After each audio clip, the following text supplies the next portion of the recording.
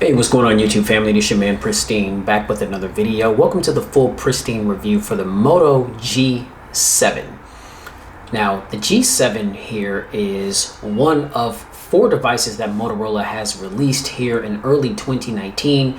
As we know, or if you did not know, Motorola has been reigning supreme as the budget phone champion for like the past 3 or 4 years. Motorola's trying to keep that going, you know what I mean? And so they gave us four different models of the G7. You have the G7 Plus, you have the Moto G7, which is what this is, you have the G7 Power, and you have the G7 Play. Now, the G7 Power, and the G7 Play all have the Snapdragon 632 processor in it, okay? I think the only difference is if you scale down to the Moto G7 Power and the G7 Play, rather than 4 gigs of RAM, you're only getting 3 gigs of RAM. Okay, and I think that there are some differences with the megapixel count for the cameras as well. Now, the differences between the Moto G7 here, which is the premium model of the three that I just mentioned, and then you jump up to the Moto G7 Plus. In the Plus, you've got a Snapdragon 636 processor as opposed to the 632 processor that is here in the Moto G7. I know that may sound confusing, but that's what it is. So the G7 here and the G7 Plus, you do have 4 gigs of RAM, but here you've got the Snapdragon 632 processor. In the G7 Plus, you've got the Snapdragon 636 processor, and I also believe that in the G7 Plus, there is also a higher megapixel count with the primary camera on the rear of the device. All right, so those are the differences. $299 for the Moto G7 here. For the Moto G7 Plus, $329.99. The Moto G7 Power, $349.99. And then for the Moto G7 Play, I think that's either $199 or $229.99, something around that price range. But for this here, the Moto G7, I paid $299 from Amazon. Link is down below in the description if you want to go ahead and grab, pick yourself up one of these devices. So let's just jump right into it. All right. So price $299 with tax $329.99 is what I paid out the door, including taxes. All right. Now, as I mentioned, Snapdragon 632 processor. Octa-core CPU, 4 gigs of RAM, expandable storage, up to 512 gigs, 64 gigs of onboard storage fresh out of the box, Android 9 Pie fresh out of the box. That's a pretty nice offering for a budget device at a $299 price point. So there's your specs right there. Now, build quality, we've got Corning Gorilla Glass 3 on the front and the back of this device. No wireless charging. Didn't really expect that because this is a budget device, but nonetheless, it's built very tough. It feels premium. It's durable. It's curved around the edges. So it's easy to hold in hand. It's not extremely wide, and so it's not that much of a cumbersome feel in the hand. But if it does get cumbersome, then here is your here's your one-handed mode right there. So, if you feel like things are just getting, a little too hectic with the size and the width of the device, then you've got your one-handed mode there. And that works for both sides. So if you hold your phone in your left hand, then you just swipe down to the left, and there's your one-handed mode for all you lefties out there. All right. So the build quality, it feels nice to me. It is kind of slippery, because it's glass on the front and back. But one thing that I have noticed, if you want to alleviate smudges and things, go with the white one here. I think that the white one is the slicker looking out of all three of them that have been released, just because, you've got the white back, and then you've got that silver finish all around the sides, the bottom. It just really, really makes the phone look really good, right? Gives it a really good look to it. The phone also appears to have like an oleophobic coating on it, because if you could take, let's see if I can get a glare. I haven't got a case for this phone, ladies and gentlemen, and you can barely see any smudging or fingerprints or anything of that nature. Okay, even with the screen off, hold it toward the light there, these really bright lights here, can barely see any smudges. Maybe just a couple, but yeah, so the phone does not appear to be a fingerprint smudge magnet, which is a plus. Because I want my phone looking clean and looking good. You know what I mean? So the build quality, it's you know, a piece of metal or aluminum around the sides, that silver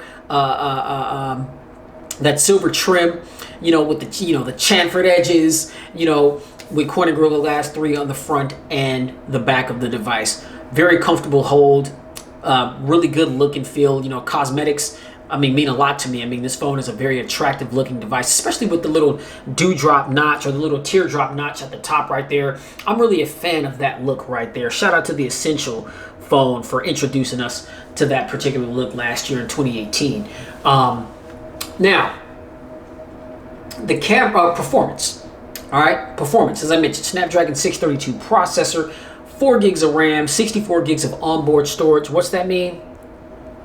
You're getting very nice performance. Okay, nice and responsive. Swipe hard to the right. Got your Google feed. No lag, no stutter at all whatsoever. We do have a dedicated dark mode. When I swipe up to my app drawer, you see things are dark. All right, and let's see, connect the Wi-Fi because I don't have my SIM in here currently at the moment. Let's go ahead and open up some applications. Bible app here. Okay, this pops right open, or a lot of my notifications are going to start popping up just because I don't have my SIM card in, nor was it connected to Wi-Fi. But that's not really a big deal. Spotify. Just open up a couple of applications just to give you guys an idea of the speed associated with it. Now, this is connected to my Wi-Fi. I mean, data speeds and things will differ if you've got your SIM card in it and you're just running off of a 4G LTE connection. So, yeah, want to be mindful of that. Okay, SoundCloud. These are some pretty big music files, and I've got a lot of content. So normally these files take a little bit of time to open. Take it to Amazon. All right. Still loading a bit. Here we go. All right, we're in Amazon. Let's go to Best Buy.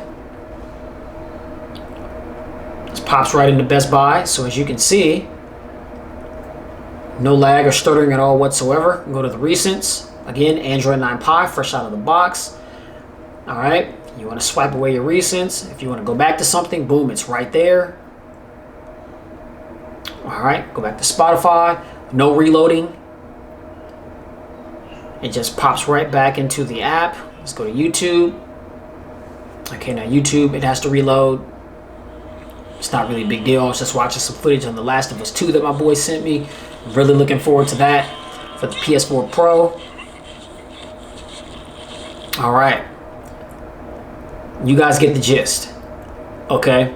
This phone is a performance beast, and this is what it is across any one of the Moto G7s that you decide to pick up for yourself. Okay, so be mindful of that. That was very smart on Motorola's behalf to introduce the G7 at different price points containing the same processor. So, you know, you're not really scaling back on performance and power. Like I said, I mean, there's a difference in RAM. This has 4 gigs. The Plus has 4 gigs. I think the Power and the Play have 3 gigs. But then there's some advantages with those phones as well, because, I mean, the Power, you've got a big 5,000 milliamp hour battery.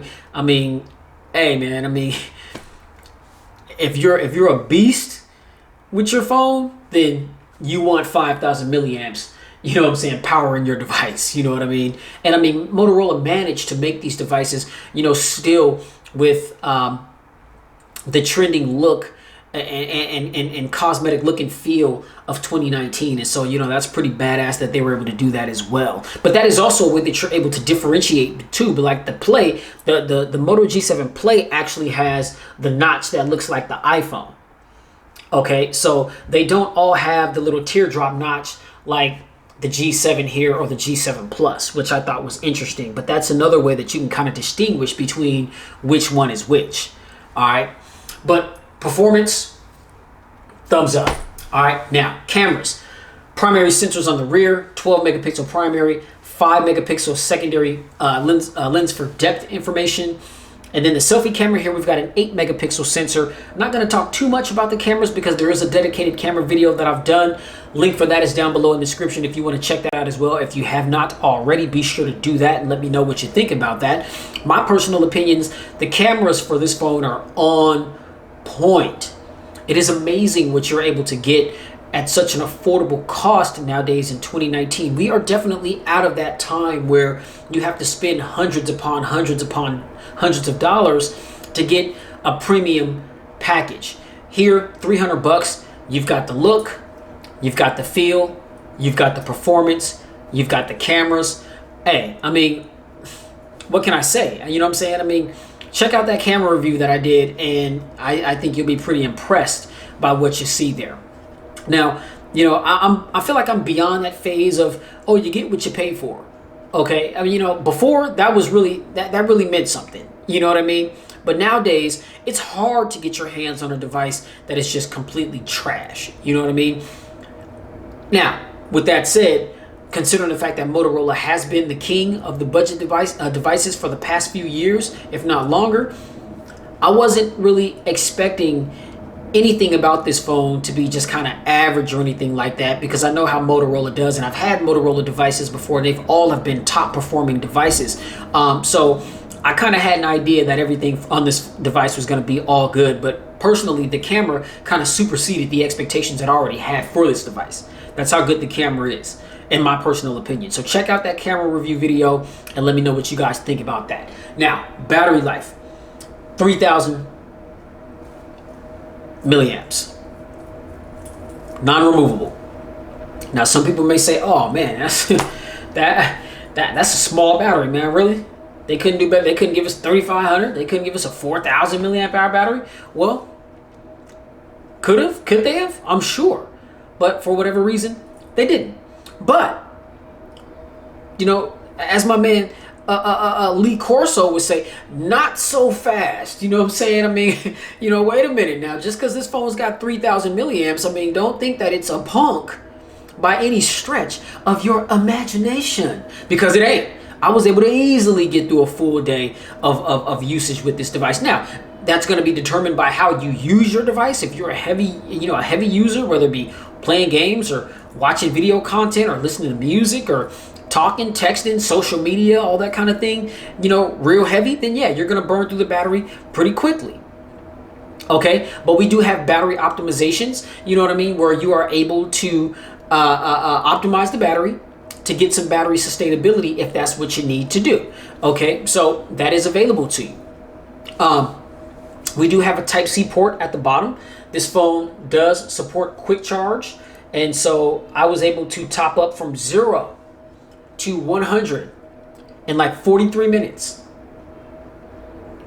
USB Type-C 2.0. It's not dash charge or anything like that like we see on the OnePlus devices or some of the Huawei devices that charge extremely fast. But hey, I mean, 40 minutes from 0 to 100? Come on, man. That's pretty damn fast. That's pretty damn fast. Okay? I was able to easily get through a full workday.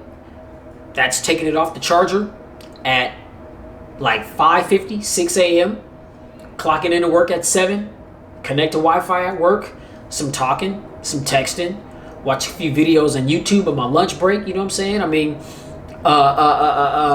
more texting. You know, a little bit of social media here and there. You know, answering and responding to some of the questions that you guys have for me for some of these videos of mine that you see.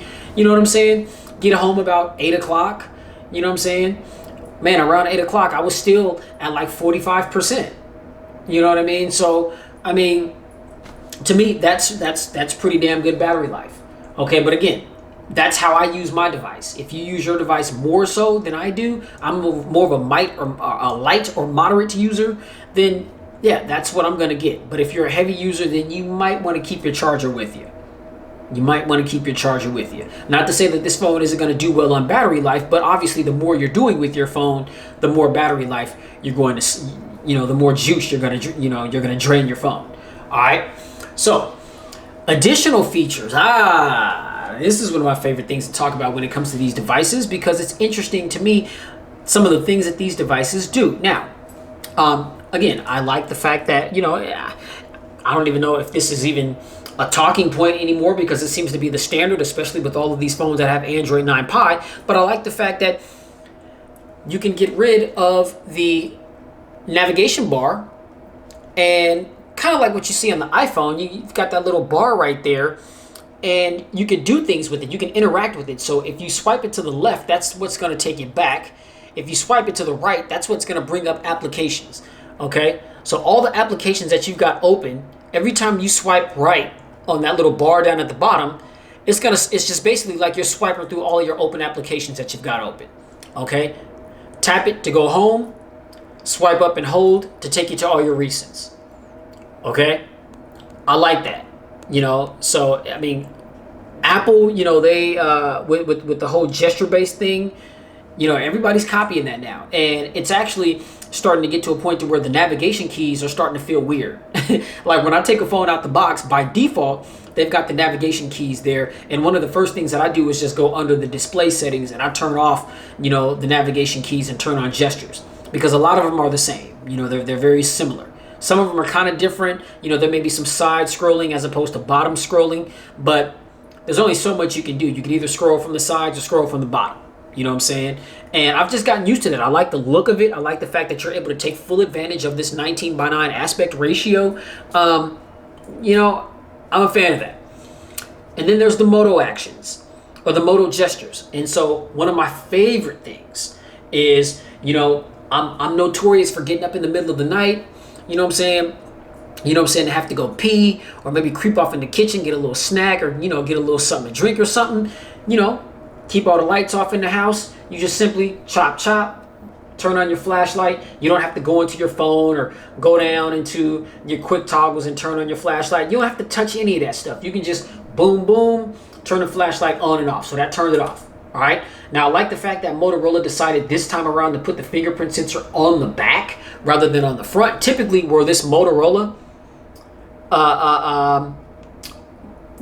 sign is right here on the bottom of the device, that's usually where their fingerprint sensor is. Okay, but they decided to put it on the back. It's lightning quick. Okay, turn off the device, and it works 100% of the time. No problems at all whatsoever. Now, we do also have facial recognition. So if you hold the phone up, it just unlocked. Now, it's not one of those unlocks where it just bypasses your desktop, but what you have to do is you just hold the phone up, you feel it vibrate, you see the little lock emblem right there, it just unlocked, and then you swipe up with your finger and that takes you to your desktop. Okay, so either you can use the fingerprint sensor or you can use your face to unlock the device. Now, the one thing that I miss about the fingerprint sensor being on the front here is that you had the ability to not only touch the fingerprint sensor to unlock the device, but you could also just tap the fingerprint sensor to lock the device. Okay, and I was hoping that maybe they did something like that, because a lot of times when you're holding your phone, sometimes, I don't know, the way I hold my phone, I kind of like to hold it like this. And so my thumb isn't always like square with the power key, which also acts as the sleep button to put the phone to sleep. And so it would be nice to be able to just touch the fingerprint sensor and put your phone back to sleep. We do not have a double tap to wake or double tap to sleep or anything like that. But again, we do have the ability to hold the phone up, and I just felt it vibrate. It just unlocked. We do have a motion sensor down here on the bottom of the device that's right here. And so if you wave your hand over the device, then that's going to turn on your clock, and any notifications that you may have, they're going to pop up on the display, and you can interact with those notifications. And so you'll see the notification right here. You can just touch it and swipe up on it, and it's going to take you right into it. Typically what it does for me is, since I've got my fingerprint and my face unlock set up, whenever I swipe up on a notification from the lock screen, the phone just unlocks using my face, and then it takes me right into whatever that application is that I got the notification from. I like that. Now, if you want to quickly access your camera, okay, you just flick of the wrist, boom, boom, and there's your camera. Okay, now if you want to take a selfie, you don't have to touch anything. Boom, boom, camera turns around, and there you are, and you're ready to take your selfies. All right, so these little hand gestures that Motorola gives you they're fun. They're very fun to play with, in my personal opinion. Now, another thing too, really quickly, that I like about the device, not even just for those of you that are out there living that creep life, but you know what I'm saying, if you are living that creep life, or you're just the type of person where you just are discreet. You know what I'm saying? And you don't want nobody all in your business. You know what I'm saying? If you want to put the phone on do not disturb, you don't need to go down to your quick toggles. I mean, it doesn't take long to do that. But if you don't want to go through all that, because it may be a hassle depending on the circumstances at the moment, just set your phone down. Just set the phone down on its face. The phone on its face right now is on do not disturb. You will not get a call. You will not get a notification unless you set the device to do so. Now, if you are living that creep life and you with your side piece and you know that your main thing is going to be blowing your phone up because she's been trying to hit you all day and you've been screening her calls, you know what I'm saying, and you don't want to hear all that while you trying to chill with your side thing, then man, just, you know, hold up, baby, hold up. Now, let's get into this. You know what I'm saying? It's just that simple, man. It's just that simple. And it really works. I mean, turn the phone over like this.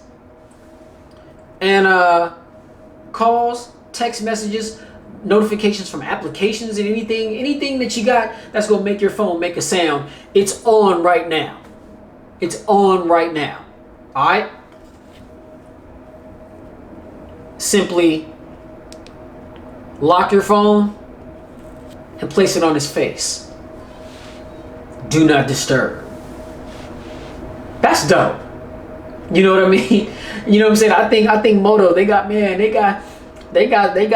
some cats on the creep out there. You know what I'm saying? I mean, it's like where would that idea even come from if somebody that was manufacturing this device wasn't creeping in some form or fashion? You know what I'm saying? But hey, you know what I'm saying? Hey, no judgment. No judgment. You do what you do. You know what I'm saying? So, yeah, man. I mean, you know, so those are just some of the features and functions that I like the most about the Moto G7. Now, who is this phone for?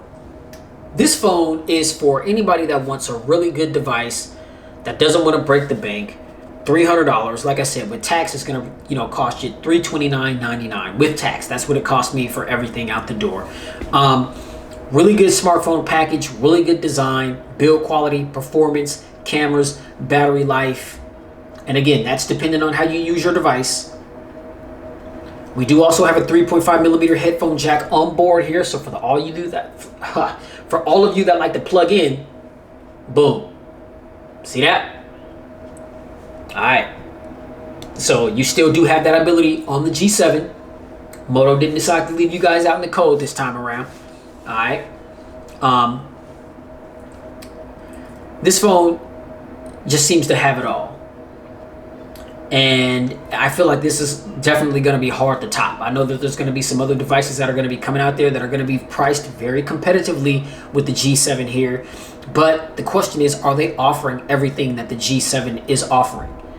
I think it was a really smart move from Motorola to bless us with different versions of the G7 to basically meet the need of different price points that people are willing to pay. That was pretty dope of them to do. All right. So yeah, if you're on a budget and you don't believe in spending $1,000 for a phone and you want a really good one, the Moto G7 is for you. If you are on a budget and you can't afford to break the bank, but you want a new phone that is very nice, looks nice, feels nice, performs very well, really good cameras, battery life, all that kind of stuff, man, there ain't nothing to talk about. Okay, there's no debate. The Moto G7 is the phone for you. So my final thoughts overall, is this phone a go? Yes, absolutely. Is this going to be hard to compete with in 2019 in the budget category? Absolutely, because right now it's sitting on a throne. It's sitting on a throne. And so as the year goes on and more budget devices come out, we'll see if there's anything that comes out that can dethrone the G7. But from where I sit right now, the G7 is it. Oh, and another one of my favorite features too about this phone is it is completely unlocked. It is completely unlocked. It is GSM and CDMA unlocked. Okay, let me rewind that. I said it is GSM and CDMA unlocked. That means, ladies and gentlemen, that you can use this phone with any carrier that your little heart desires. It doesn't matter. AT&T, T-Mobile, Cricket Wireless, Metro PCS, Mint Mobile, Simple Mobile, Verizon, Sprint, Boost Mobile, Virgin Mobile, US Cellular, all the other cellulars and mobiles out there. All you gotta do, man, is just pop your SIM card in, little baby. That's all you got to do. Actually, I'm lying. So wait, if you have Sprint, you can use this phone with Sprint, but there's a different setup process. Because Sprint, sometimes it's weird, their service, sometimes they don't use, I'm unclear with how they do things. I've heard times that they use SIM cards and then other times where they don't use SIM cards. And so you're able to use this phone with Sprint, but as opposed to just putting a SIM card in the phone and then the phone pick up the bands for you to use it, I think you have to call Sprint's like customer service, and you have to give them like the phone's IMI information or something like that in order for their service. Sprint has to do something on their end in order for the phone to work under their service. It still will work, but it's just a little bit more of a process that you have to go through. This is what I was told. Okay, but any of these other carriers that I just mentioned, it's just simple. It's as simple as popping your SIM card in and turning the phone on. Set it up to your liking, and you're good to go. That's it. That's it. And that's it for this video, y'all. That's all I got. You know what I'm saying? Moto G7, man. If you like this video, hit that thumbs up button. Be sure to like, share, and subscribe to the channel for much more content to come. Make sure you stay tuned because I got a lot of stuff. And I mean a lot of stuff coming. Be sure to hit that notification bell so that every time my videos go live, you'll get that notification that Pristine Tech just uploaded something. You might want to watch that. You know what I'm talking about? Go ahead and check it out.